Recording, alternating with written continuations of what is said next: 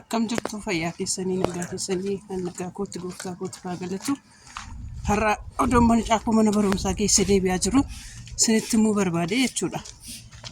Fayyoo fi jiraa ol biratti arguu ammam gammaddan beese ani dhugaa rabbii baay'een gammade baay'ee tokko jechuudha. Maaliifii ijoollee isaa akkasitti kakushaan gaafatti marfattee jala teessee akkasitti arguu koo guddaa tokkoon gammade. Warra kakkootti gammaddan walitti sinaa deebisu ijoollee keessaniif jecha walitti sinaa araarsu diina jidduu keessan seen immoo singidduudhaa baasuu jedhaati dhugaa kadhadhaa fi waaqa. Maaliifii ijoollittiin akkam akka ishiin nama gaddisiiftu naafiin kakuu gammachuu isaan irratti mul'ataa ture abbaa isaan irratti jechuudha. Argataniittu lammaffaa immoo maqaa abbaa kakushaa harka kennachuu fi xiqqumatu isaafee dhiirummaa isa jedhamu san beektu isaan malee harka kennachuudhaaf hunduma isaayyuu xumureeraa jechuudha. Nyaata naa fidaa jedhee nyaatee buna danfisiisee buna dhugee durri mucaanii bishaan harkaayyuu akkamittan mucaa mana kana keessatti argaa akkamittan harka dhiqa jedhee ture. Har'a garuu harkasaas dhiqate jechuudha. Meetii harkasaas dhiqateera. Kanaafuu walitti deebi'uun isaanii baay'ee gaariidha jechuudha. Walitti deebi'anii wal faana ta'uun isaanii baay'ee gaarii baay'ee barbaachisaadha. Amanaa jaalachaas dhufeera jechuudha. Akka duriirraa amma baay'ee jaalataa dhufeera. Saniin jedha ani baay'een gammadee dhugaa. Baay'ee tokkoon gammadee indamuu ka'i deemu gaashin jettuun ishii odoon bira jiraadhee akkasitti qommoode ka'i deemin jedhamu barfaayyoo. Maal taateen taloo turii yaabbaa ijoollee kootii naafirree firribaa ka'ee takka bannoo jedhamu jechuu qabda malee nama fuula isaa gara manaatti deebisee deemii ka'i bayi jechuun gaarii miti. Natti fakkaataa akka yaada kootitti amalaan nama qalbii isaa gara mana isaatti deebi'aa jiru ka'i bayi deemi hin jedhamu. Inda'uun bira tursitee sirratti ijoolleen akka faana ani bushite iyyuu se'e beektaa jiru bushitiin se'e. Achitti eengaddamuu mana hin deemaa mana hin geeddara gaafa ishiin jettu mana akka ishiin hin geeddarre ani bariira. Maaliif seetan viidiyoo hin hojjenne achirratti maaliif eessa yoo deemte ijoolleen jidduu jiru waan ta'eef ijoolleedhaaf jecha jiraan hin bara bakka ishiin jirtu dhumayyuu baqqaan barbaadu anis arguun barbaadu jaanii odoo jetteeyyuu dirqama argite jechuudha. Maaliifii ijoolleen gidduu jiru taanaan immoo wanni hundumtuu ijoollee isaatiif aarsaa hin kaffalaa jechuudha. Kanaaf ishiinis abbaan jaalala abbaa argachuu qabu. Jaalala abbaa ilaalanii guddachuu qabu ijoolleen.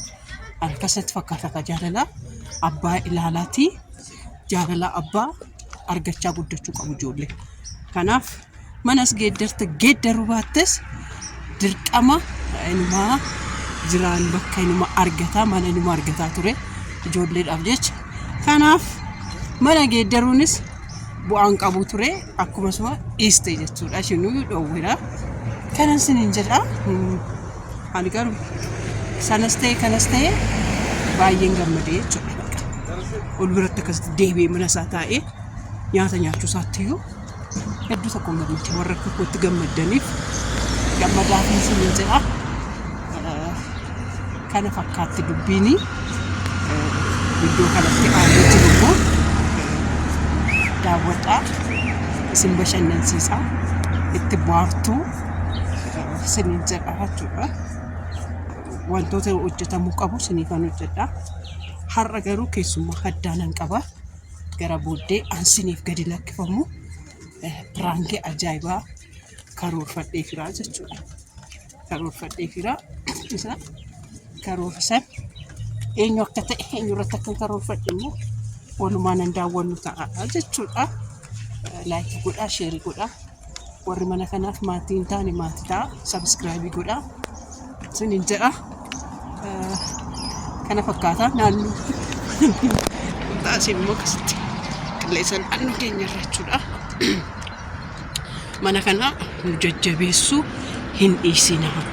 Barumsa addaa barumsa hedduu irratti barattu jechuudha. Kanaaf like godhaa share godhaa sinin jedha baay'ee sin jaaladha baay'ee sin kabaja naqannaaf tura.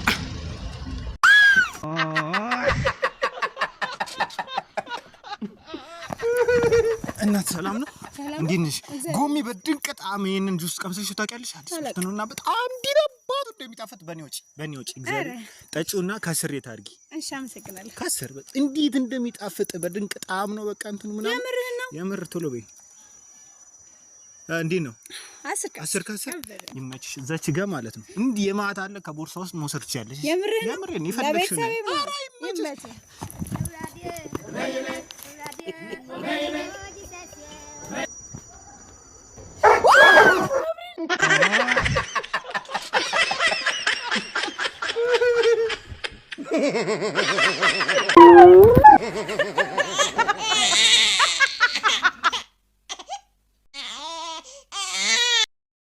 ወይኔ ጉዴ ፈላ።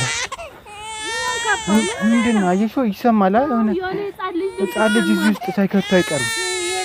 እኔ ፈራሁኝ ደግሞ እናት ነሽ አንቺ። ያው ክፈቹ እስኪ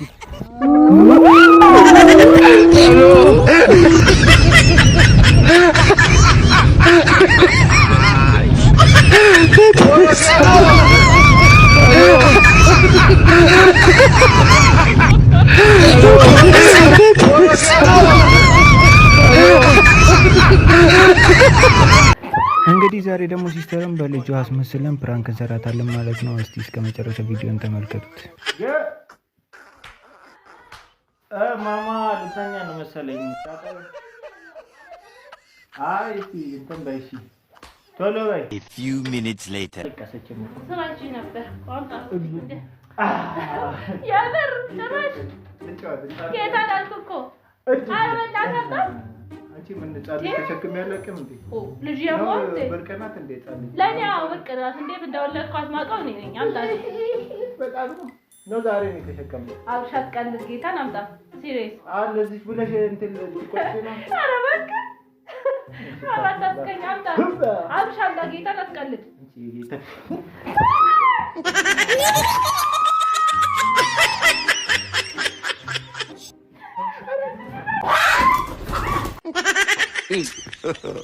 God have mercy upon us.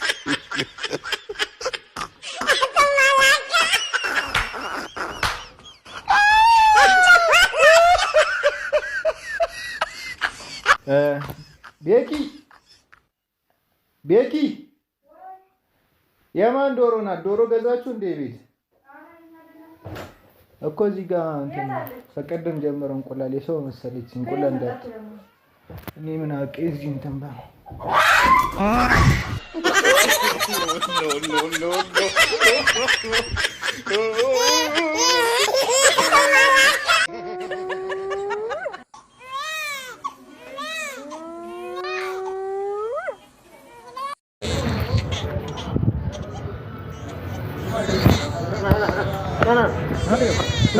ምንድነው? ጻልኝ ነው ቸገረኛ ባባ እና ከተጋራ ይዝርቶ ነው። እሺ ቆይ አለቀኝ እኔ ነሽ አንጣልኝ። ሄሎ